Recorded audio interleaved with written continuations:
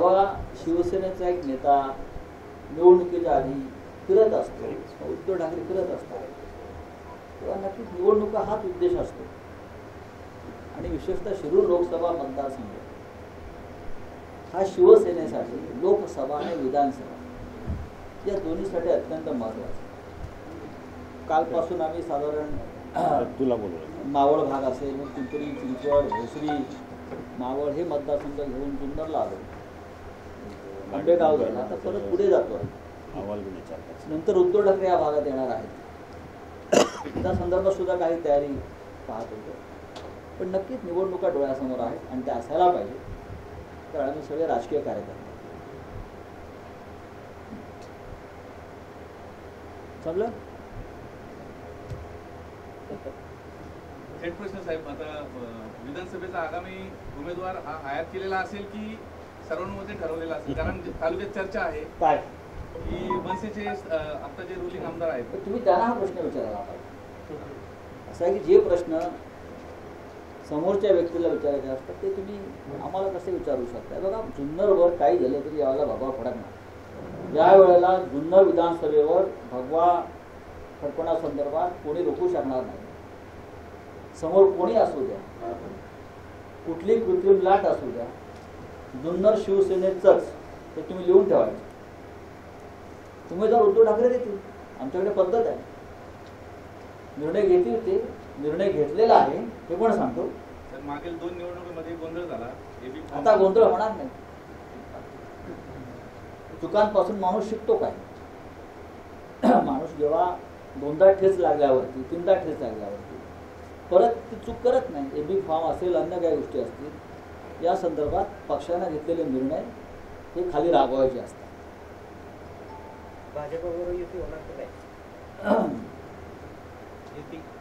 हे तुम्ही भाजपला विचारा, शिवसेनेची भूमिका. आम्ही कशाला बोलायचं? एकदा आमच्या पक्षप्रमुखाने एक निर्णय घेतलेला आहे, तो निर्णय 1 वर्षापूर्वी जाहीर केलेला आहे, तरी तोच प्रश्न आपण विचारता. त्या प्रश्नाला उत्तर माझ्याकडे या क्षणी नाहीये. जो निर्णय घेतला तो घेतला. महामंडळांची पदवाटपास उशीर झाला नाही, ठीक आहे, ज्याच्या नशिबात जेव्हा होतं तेव्हा ते मिळालं. म्हणजे महामंडळ हा काय आमच्यासाठी फार मोठा विषय नाहीये.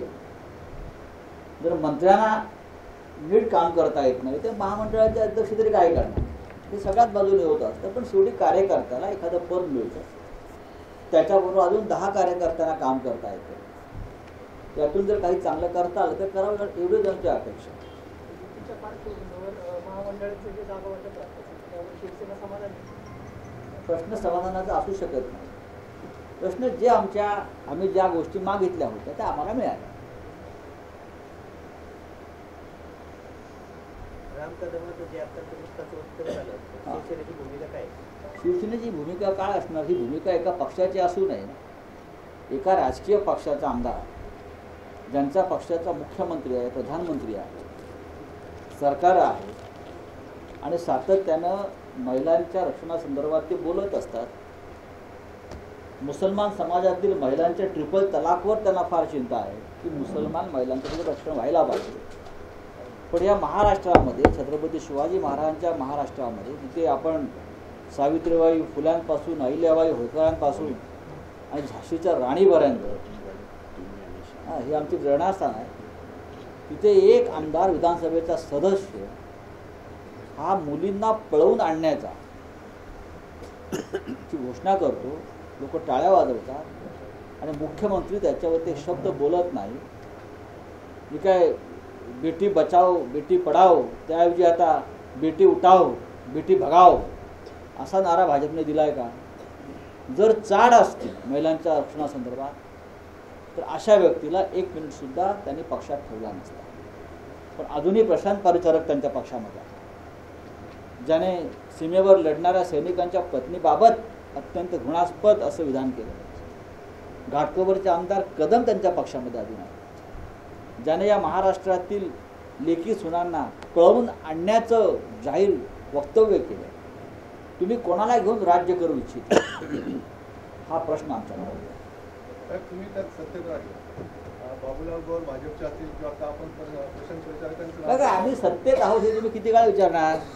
काही प्रश्न तुम्ही भाजपला विचारा, मुख्यमंत्र्यांना विचारा, भाजपच्या नेत्यांना विचारा.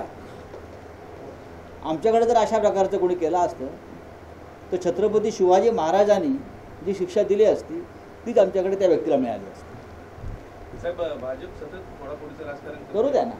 आणि आता हाजी अराफत यांचं ताजं उदाहरण आहे. हाजी अराफत हा तुमच्यासाठी खूप मोठा विषय असेल, आमच्यासाठी अत्यंत लहान विषय. पक्ष कोणासाठी थांबत नाही. हाजी अराफत हे 12 गटाराचं पाणी पिऊन इकडे तिकडे फिरत असतात. आमच्याकडे आल्या तिथे पण राहणार नाही. जिथे सत्ता तिकडे असे लोक असतात. हाजी अराफतचा तसा शिवसेनेशी संबंध नव्हता फार. त्याची एक संघटना होती कुठली तरी वाहतूक संघटना. ती संघटना तशीच्या तशी शिवसेनेकडेच आहे. नवीन अध्यक्ष 2 दिवसात नेमला जाईल.